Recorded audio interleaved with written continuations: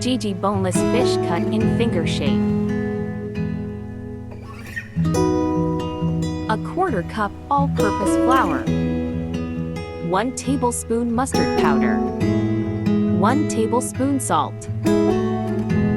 A half teaspoon garlic powder. 1 teaspoon red chili powder.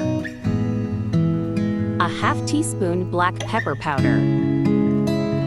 2 tablespoons lemon juice.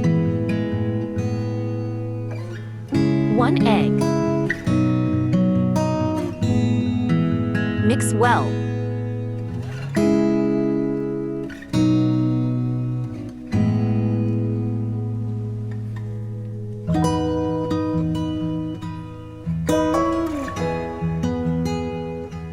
Rest for 1 hour.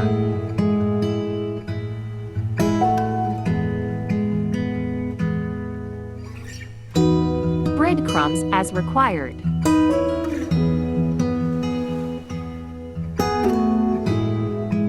Medium hot oil.